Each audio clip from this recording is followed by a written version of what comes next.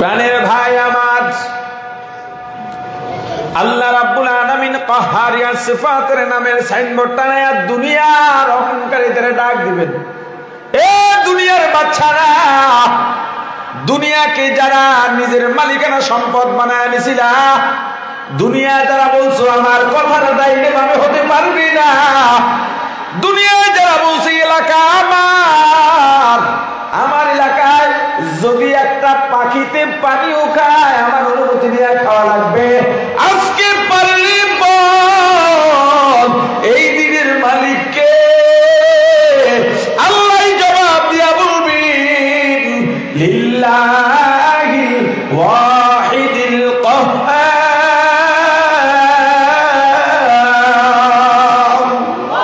এই দিনের মালিকানা, এই দিনের পাওয়ার, এই দিনের প্রভাব একমাত্র কাহ্হারের জন্য। সাবাবাজি করবা, দুনিয়ায় টেবিল চাপড়াইয়া গলার আওয়াজ জোর দিয়া সত্যকে সাময়িক সময়ের জন্য মিথ্যা বানানো যায়, মিথ্যাকে ধামা চাপা দেওয়া যায়, সাংবাদিকের পকেটে 2 টাকা ঢুকাইয়া মিথ্যা সংবাদ প্রচার করা যায়, মিথ্যা মামলায় ফাঁসাইয়া নির্দোষকেও ফাঁসির কাস্টে ঝুলানো যায়, কিন্তু কিয়ামতের ময়দানে চাপাবাজি চলবে না, মাস্তানিও চলবে না। গলাবাজি করবা, চাপাবাজি করতে যাইবা, আল্লাহ জবানের মধ্যে মোহর মেরে দেবেন। اليوم نختم على أفواههم وتكلمنا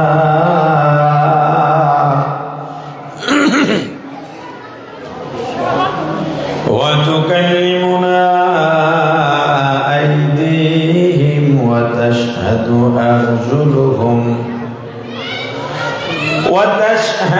أرجلهم بما كانوا يكسبون।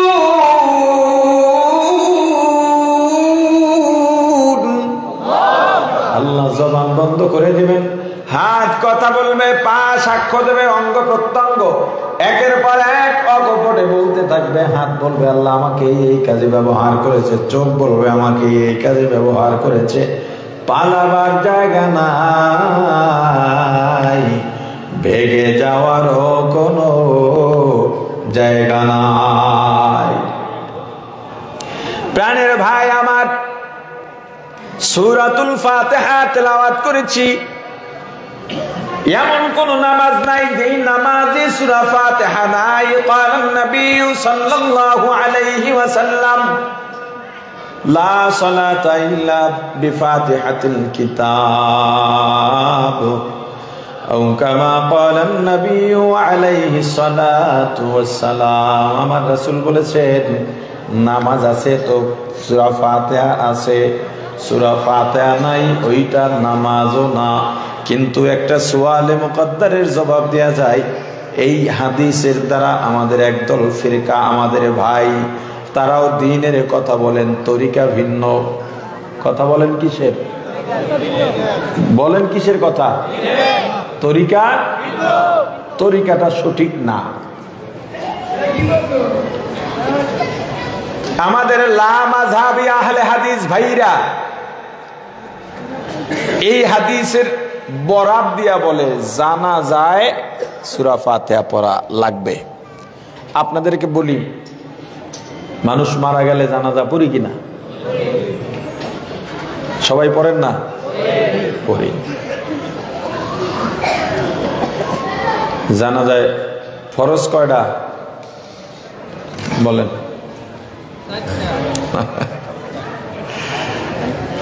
ওয়াজিব কয়টা? নাই না? ফরজ আছে 4টা, তাই তো? দেখেন, এটা তো জানা আপনার জন্য ফরজ। এই যে আল্লাহ রাসূল বলছেন তলাবুল ইলমি ফারিদাতুন আলা কুল্লি মুসলিম, প্রত্যেক মুসলমান নারী পুরুষের জন্য ইলম শেখা ফরজ। এই ইলমের ফরজিয়ত কতটুকু? হালাল হারাম, পাক না পাক, জায়েজ না জায়েজ, এর মধ্যে যা যা আছে শেখা লাগবে। আপনার জন্য এটা জানা ফরজ ছিল। জানা যায় কয়টা ফরজ কয়টা ওয়াজিব, সুন্নত কয়টা, মুস্তাহাব বা কি কি আছে কি কি নাই, কিন্তু আপনি জানেন না। আবার বড় গলায় কেন হুজুরকে আগে জান্নাতে যামু, সব ভেজাল হুজুরকে মধ্যে, হুজুরেই খালি মাসলা ঘুরায়, কথা কয় না। আমার একদিন এক ভাই বলেন যে হুজুর মাসলা তো সব আপনারাই ঘুরান, আমাকে দোষ কি? কথা বোঝেন না? আচ্ছা, আপনারা শুনছেন যে এটা বলে যে হুজুররা মাসালা ঘুরায়? হ্যাঁ বলে না, মাসালা ঘুরায় কারা? হুজুররা। আচ্ছা, মাসালা জানে হুজুররা, তাই ঘুরাইবে নামনে? কথা বলে না। যেমন একটা সহজ উদাহরণ দিই, বেসিক মাসালা, নর্মাল মাসালা যেটা, নামাজ দাঁড়ায়া পড়া ফরজ, নামাজ দাঁড়ায়া পড়া ফরজ। মাসআলা সবসময় মূলের উপরে হয়। প্রসাব করবে বসে বসে, এখন যদি দাঁড়াইয়াও প্রসাব করা যায়, এই কাউন্টার যৌক্তিক না। যদি বলে বসেও নামাজ পড়া যায়, এই কাউন্টার যৌক্তিক না। মাসআলা নরমাল ব্যবহার হবে যখন, তখন মূল মাসআলা ব্যবহার হবে। সমস্যা দেখা দিলে তখন নতুন কিছু বের হবে। আচ্ছা, স্বাভাবিক মাসআলা কি? নামাজ দাঁড়াইয়া পড়া, এটা জানেন না? তা আপনি ফরজ বললে সত্য হইতো না মিথ্যা হইতো? এই সত্য সাক্ষী পাইতেন, সাক্ষী সব পাইতেন না? তা চুপ বোবার মতো বসে থাকেন কেন? নামাজ দাঁড়াইয়া পড়া ফরজ। এখন আপনি মোটরসাইকেল চালান বা মোটরসাইকেলের পিছনে বসে, এখন তো মোটরসাইকেলই যাতায়াত, অনেক যানজটের কারণে সবাই মোটরসাইকেলে যায়, মাঝে মাঝে আমরাও যাই। যানজট বললে গাড়ি পাশে রেখে আমরা মোটরসাইকেল যাই, অ্যাক্সিডেন্ট করে আপনার হাঁটুর দুইটা বাটি শেষ, দাঁড়াইতে পারবেন? তা নামাজ দাঁড়াইয়া পড়া, নামাজ বাদ দেওয়া যাবে? তা এখন তো দাঁড়াইতে পারতেছেন না, তা এখন দাঁড়াইয়া নামাজ পড়া ফরজ। এই মাসালাটা এখন ঘুরান লাগবে আপনার জন্যে। ঘুরাইবে কে? কথা কয় না? ঘুরাইবে কে? তা মাসালা তো হুজুরেরই ঘুরান লাগবে, ঘুরানোর জন্য আপনি তো হুজুরের কাছে যান। রোজা রাখা বলেন, অসুস্থ হয়েছেন, রাখতে পারতেছেন না, সম্ভবই না, ওষুধ খাওয়া লাগে, নিজেরই হুঁশ নাই, তা আপনার জন্য মাসালা ঘুরান লাগবে। ঘুরাইবে কেডা? হ্যাঁ? আচ্ছা, আমাকে একটা জবাব দেন। আপনি ডাক্তারের কাছে গেলেন, ভিজিট দিলেন, ডাক্তার আপনাকে প্রেসক্রিপশন দিলেন, ডাক্তার যে প্রেসক্রাইব আপনাকে করলেন, আপনি কি ভুল ধরছেন সেখানে? যে ডাক্তার এখানে এই ওষুধ কেন, এটা কাটো, ওই ওষুধ দাও, করছেন? কেন? আপনি জানেন না এবং আপনি ডাক্তার না, এই জন্য। ঠিক? ইঞ্জিনিয়ার আপনার বিল্ডিং এর ডিজাইন দিয়েছেন, লেআউট আপনার হাতে, আপনি কি বলছেন হ্যাঁ ইঞ্জিনিয়ার এই পিলারের রড এতগুলো কেন? কথা কয় না। কেন বলেন নাই? আপনি ইঞ্জিনিয়ার না এবং এই কাজ আপনি জানেন না।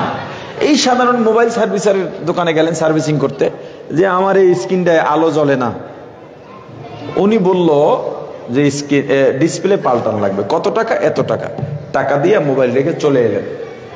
আপনি ঝগড়া করছেন? দরদাম করতে পারছেন হয়তো, কিন্তু আপনি দিয়ে এলেন কেন? আপনি সার্ভিসিং করতে জানেন না, সার্ভিসার না, এজন্য আপনি তার কাছে কোনো তর্ক না করে মোবাইল দিয়ে আসছেন সারার জন্য। তাহলে আপনি আলেম না, আলেমের ভুলটা ধরেন কেন? নরম পাইছেন না? নরম পাইছেন। হুজুরদের ভুল ধরা যাবে না। তাহলে হুজুরে ভুল করলে কি করবেন? হুজুরের সঙ্গে গিয়ে আলাপ করবেন। হুজুর আমি তো সাধারণ মানুষ, আমার নজরে এইটা পড়ছে, আমার মনে হয়েছে কেমন যেন।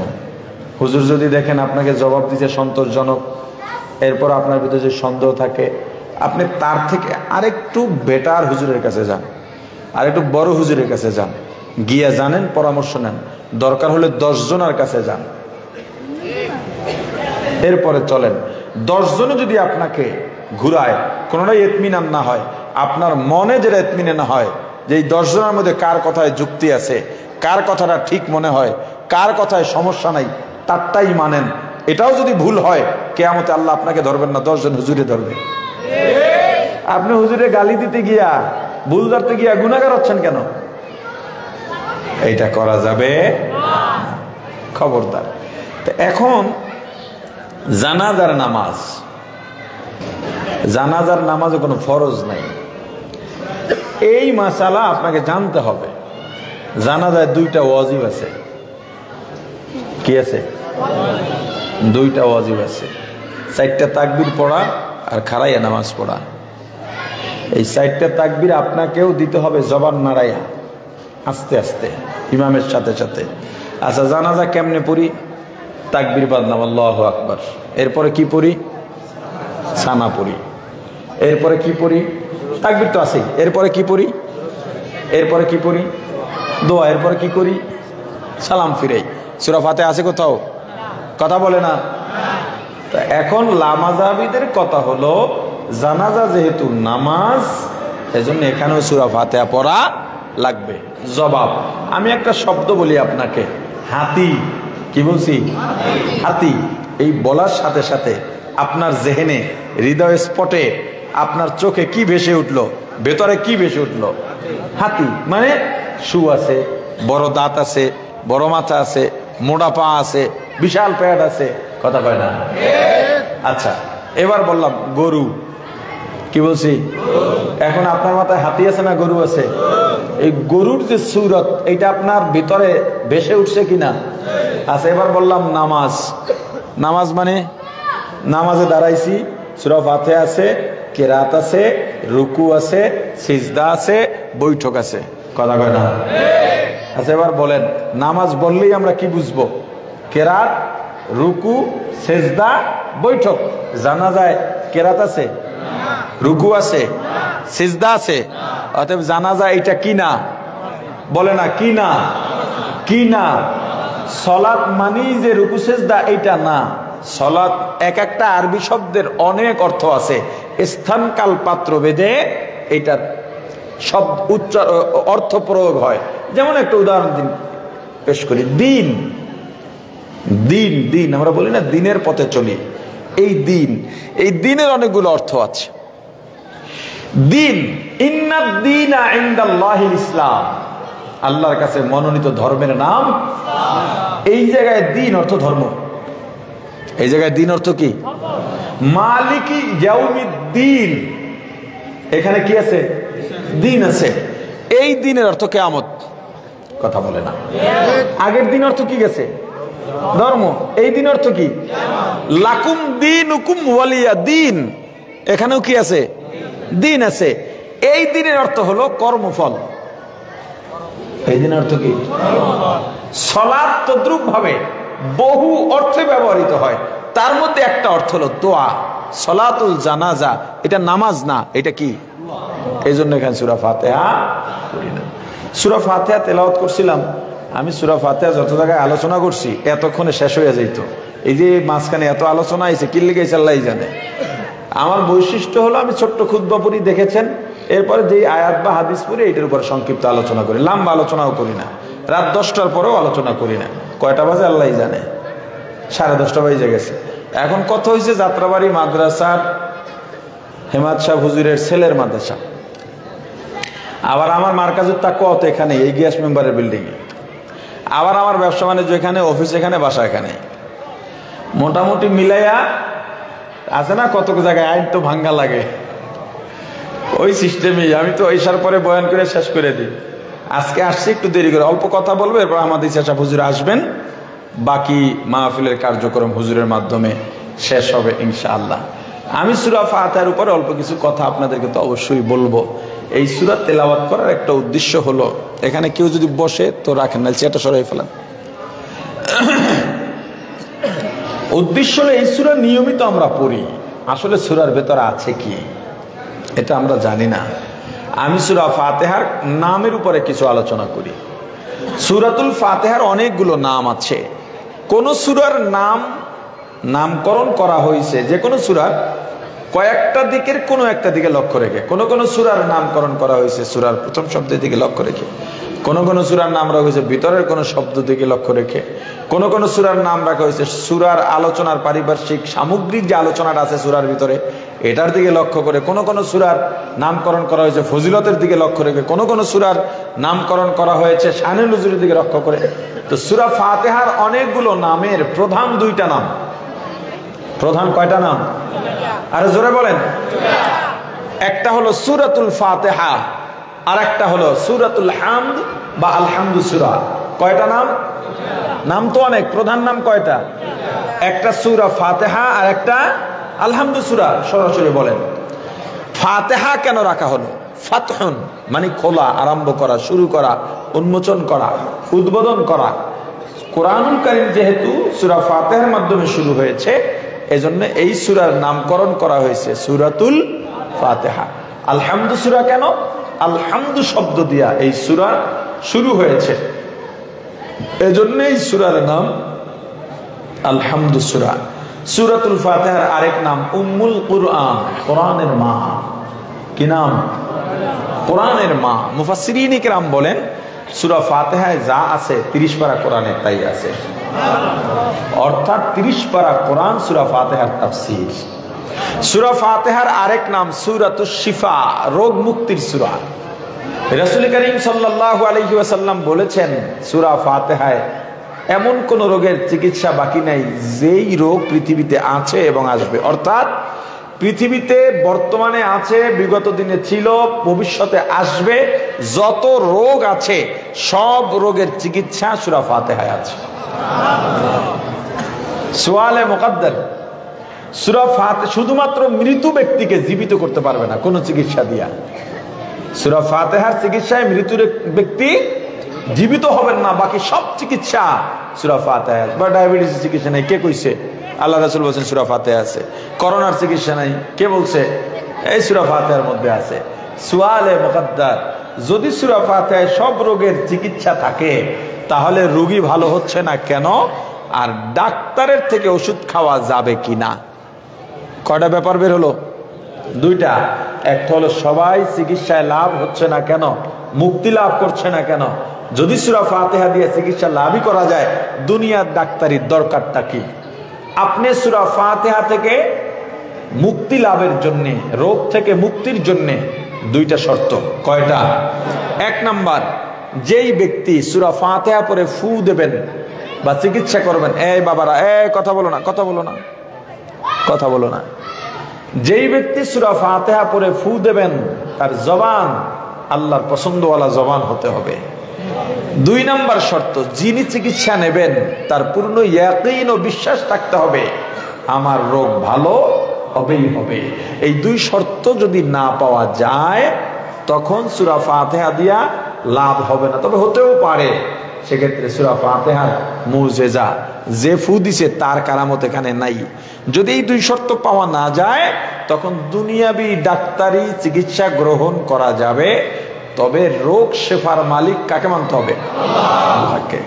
আরো একটা প্রশ্ন, সেটা হলো সূরা ফাতিহা পড়ে যেহেতু চিকিৎসা দেওয়া যায়, তাহলে সূরা ফাতিহা পড়ে চিকিৎসা দিয়া বিনিময় টাকা নেওয়া যাবে কিনা? কথা বুঝছেন কি? টাকা নেওয়া যাবে কিনা, বিনিময় নেওয়া যাবে কিনা?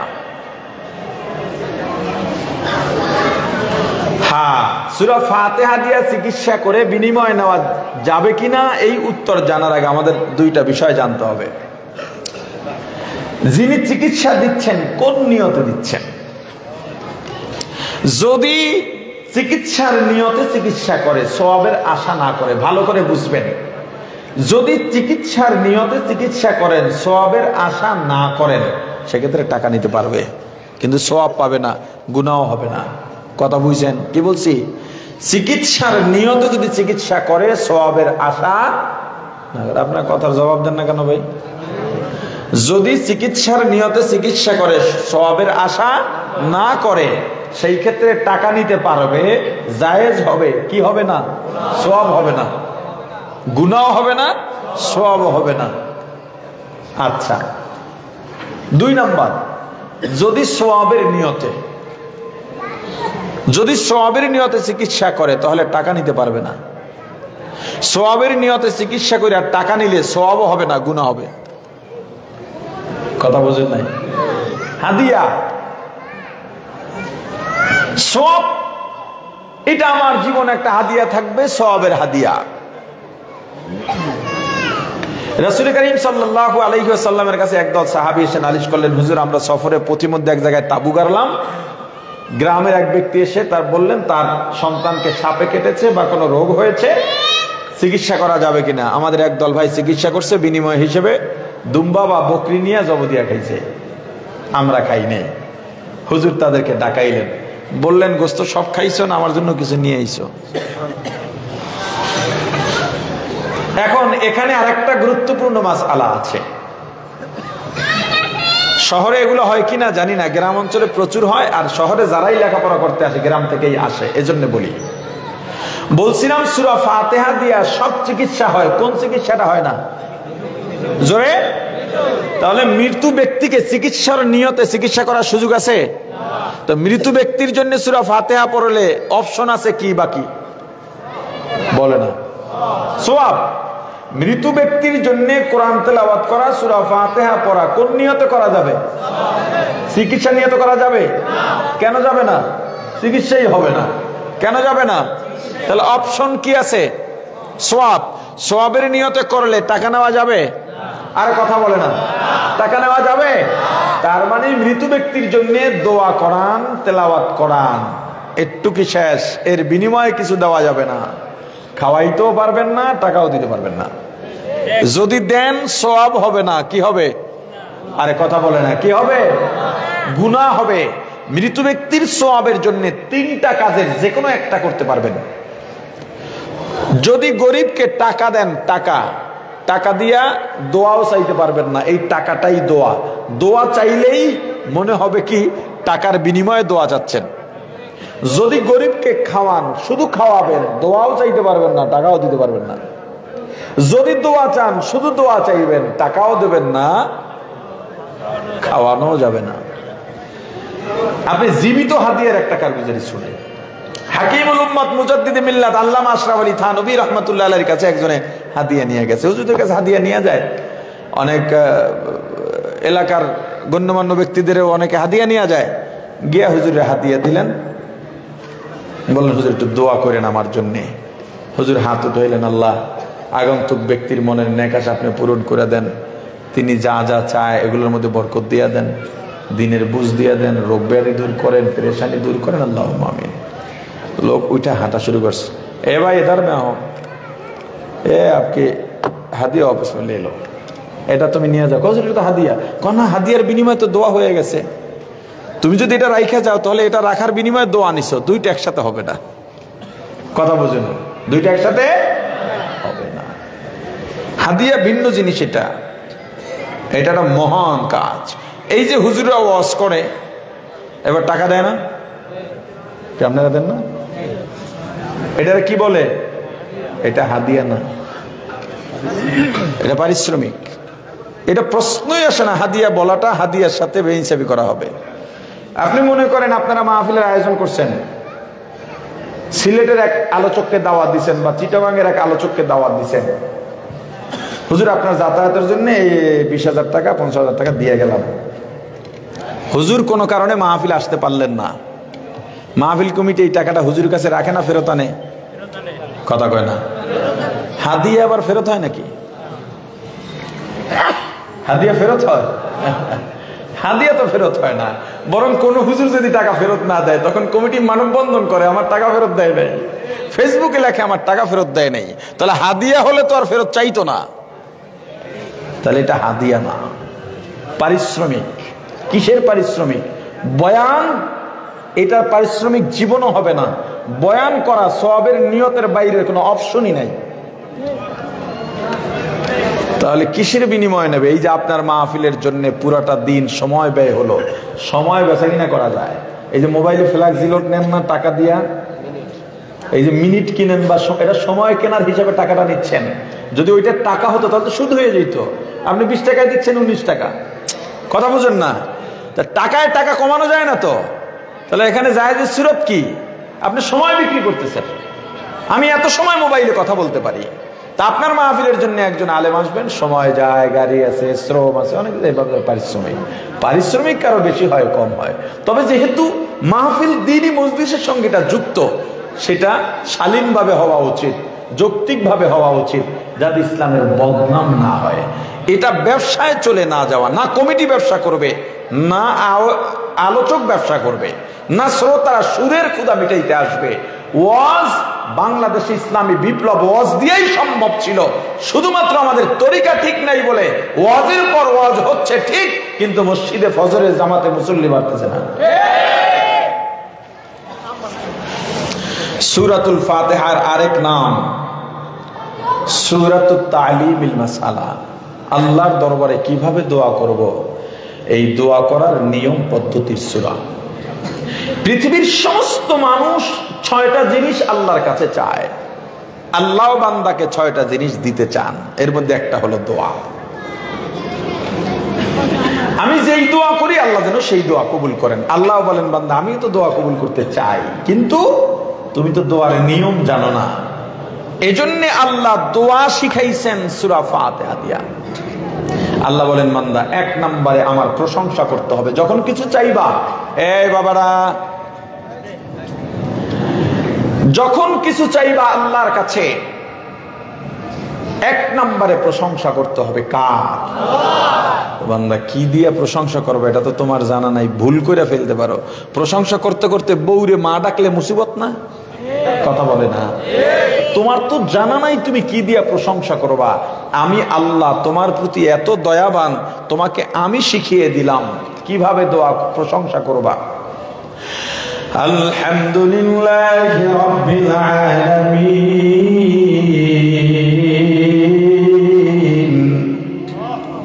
হামদে বেহাদ মরকদায়ে পাকের আকে ইমাদাদ মুশতাকাকেরা।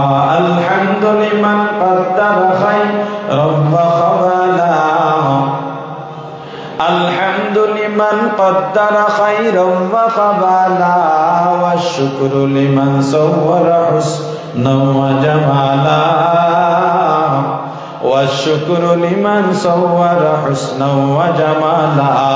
ফরদুন সামাদুন আন সিফাতিল খালকি বারিউন, ফরদুন সামাদুন আন সিফাতিল খালকি বারিউন, রব্বুন আযালিয়ুন খালাকাল খালকা কামালা, রব্বুন আযালিয়ুন খালাকাল খালকা কামালা।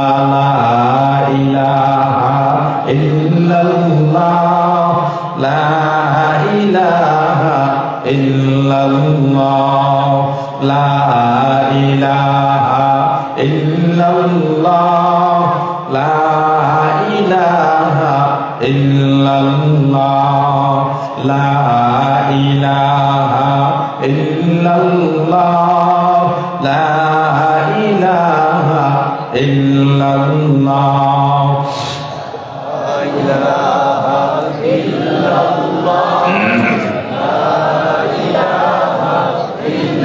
বান্দা যখন তুমি দোয়া করবা, আমি আল্লাহর দরবারে 1 নম্বরে আমি আল্লাহর প্রশংসা করবা। কেমনে প্রশংসা করবা তোমার তো জানা নাই, ভুলও করতে পারো, ভুলও করে ফেলতে পারো, আমি আল্লাহ শিখিয়ে দিলাম। আলহামদুলিল্লাহি রাব্বিল আলামিন। সমস্ত প্রশংসা কার জন্য? জোরে বলেন, কার? জোরে বলেন। কেমন আল্লাহ, যিনি সমগ্র জগতের প্রতিপালক। এখানে সুআলে মুকদ্দার আল্লাহ বলেছেন সমস্ত প্রশংসা আল্লাহর জন্য। আল্লাহর জন্য যদি সমস্ত প্রশংসা হয়, আমরা তো শিল্পীর প্রশংসা করি। রাঁধুনির রান্না যদি ভালো হয়, রাঁধুনির প্রশংসা করি। ছাত্রের হাতের লেখা যদি ভালো হয়, ছাত্রের প্রশংসা করি। আম কাঁঠাল যদি মিষ্টি হয়, আম কাঁঠালের প্রশংসা করি। তাহলে সমস্ত প্রশংসা আল্লাহর কিভাবে হলো? কি প্রশ্ন হয় না? প্রাণের ভাই আমার, আমাকে বলেন, শিল্পীর কণ্ঠ নিজের থেকে সুন্দর বানাইছে না কেউ দান করছেন? কে? আল্লাহর নাম নিতে লজ্জা আসেনি? বলেন, কণ্ঠ কে দান করেছেন? দুনিয়ার মানুষ যদি নিজের থেকে কণ্ঠ সুন্দর বানাইতে পারত, সব মানুষগুলোর কণ্ঠস্বর সুন্দর হয়ে যেত। আমের মিষ্টতা, কাঁঠালের মিষ্টতা নিজ থেকে অর্জিত হইছে না কেউ দান করেছেন? আম কাঁঠাল যদি নিজে থেকে মিষ্টি হইতে পারতো বা মানুষ বানাইতে পারতো, টক আম পৃথিবীতে থাকতো না। ও ভাই, যদিও সাময়িকভাবে ব্যক্তি বা বস্তুর প্রশংসা করা হয়, মূলত সব প্রশংসা গিয়া জমা হয় আল্লাহর প্রশংসার ঝুলিতে। এখানে আমাদের ব্যবহারগত কিছু সুন্দর দিক আছে। এ ভাই তোমার কণ্ঠ কত সুন্দর, এটা বলা উচিত নয়। এ ভাই তোমার হাতের লেখা কত সুন্দর, এটাও বলা উচিত নয়। আম অনেক মিষ্টি, কাঁঠাল অনেক মিষ্টি, এটাও বলা উচিত নয়। উচিত কি? ও ভাই, তোমার কণ্ঠ আল্লাহ কত সুন্দর বানিয়েছেন। এ ভাই, তোমাকে আল্লাহ কত সুন্দর হাতের লেখা দিয়েছেন, কত সুন্দর আমে আল্লাহ মিষ্টতা দিয়েছেন। যখন তুমি এভাবে বলবা তখন আর কোনো এশকাল থাকবে না। আল্লাহ বলেন, বান্দা, এক নম্বরে আমি আল্লাহর প্রশংসা করবা কোন সময়? দোয়া করার সময় দোয়া করবা, আর আমি আল্লাহর প্রশংসা থাকবে না, এটা হতে পারে না। দুই নম্বরে আমি আল্লাহর গুণগান বর্ণনা করবা। কেমনে করবা তাও তো তোমার জানা নাই। আমি আল্লাহর গুণ বলতে বলতে বলতে শিরিক করে ফেলতে পারো না জানার কারণে। ও বান্দা, আমি আল্লাহ যে কয়টা গুনাহ ক্ষমা করি না তার মধ্যে একটা হলো শিরিক। এজন্য দুনিয়াতে যত নবী রাসূলের আগমন ঘটেছে, সব নবী রাসূলের প্রথম কাজ ছিল শিরকের বিরুদ্ধে তাওহীদের দাওয়াত দেওয়া। এজন্য কিভাবে আমি আল্লাহর গুণগান করবা, গুণগান গাইবা, সেটাও আমি আল্লাহ তোমাদের শিখিয়ে দিলাম। আর রহমানির রহিম,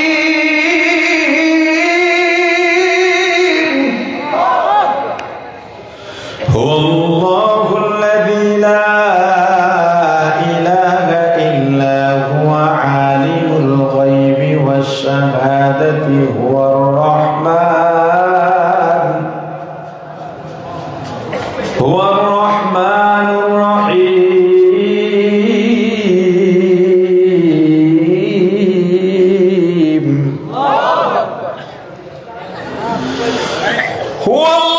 হুয়াল্লাহুল্লাযী লা ইলাহা ইল্লা হুয়া আলিমুল গায়বি ওয়াশ শাহাদাতি হুয়ার রহমানুর রহিম।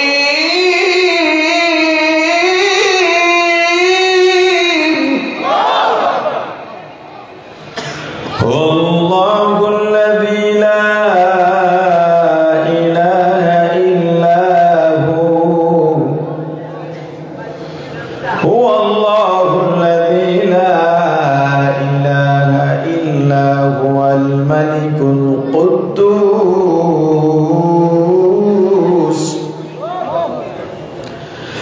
আসসালামুল মুমিনুল মুহাইমিনুল আজিজুল জব্বার।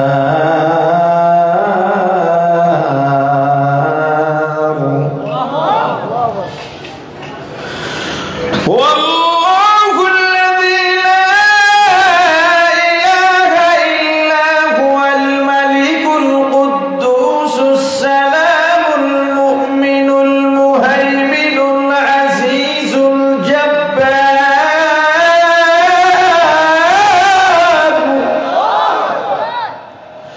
আল মুতাকাব্বির, সুবহানাল্লাহ,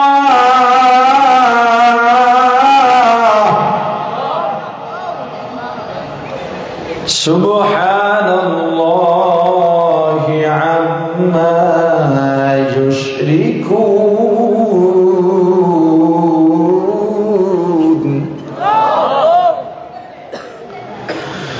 হুয়াল্লাহুল খালিকুল বারিউল মুসাব্বিরু লাহুল আসমাউল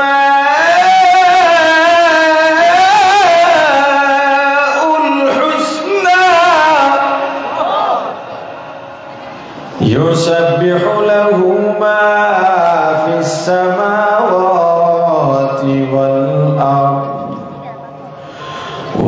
হুয়াল আজিজুল হাকীম।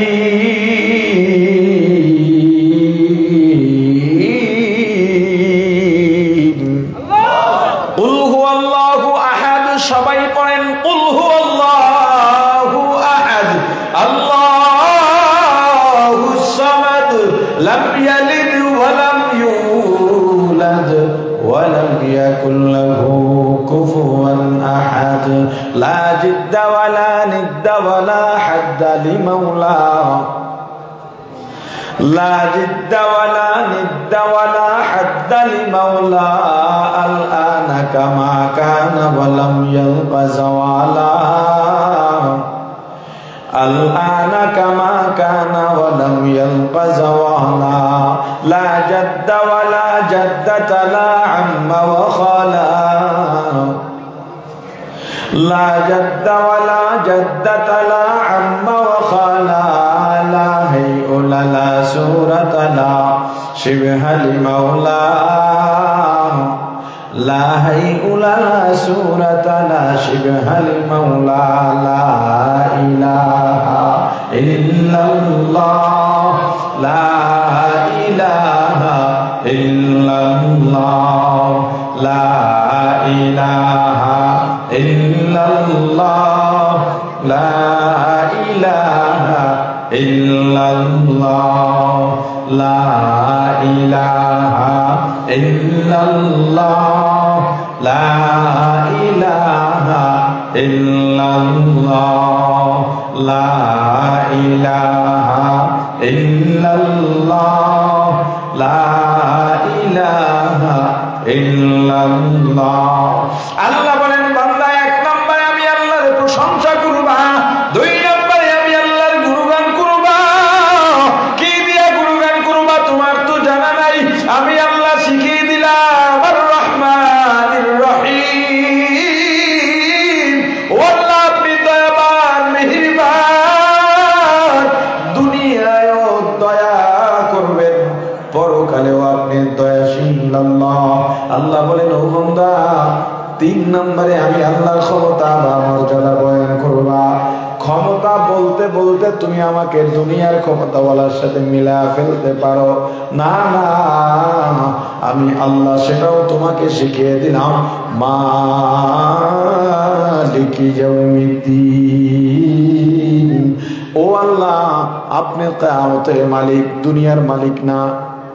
কথা বলেন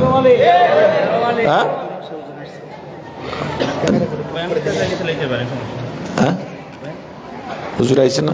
আচ্ছা সংক্ষেপ করে দিতেছি। আল্লাহ কি দুনিয়ার মালিক না? কথা বলে না মালিক? তাহলে বললেন যে কিয়ামতের মালিক। ওই যে শুরুতে বলছি, দুনিয়ায় স্বাধীনতা আছে, ইচ্ছা শক্তি আছে।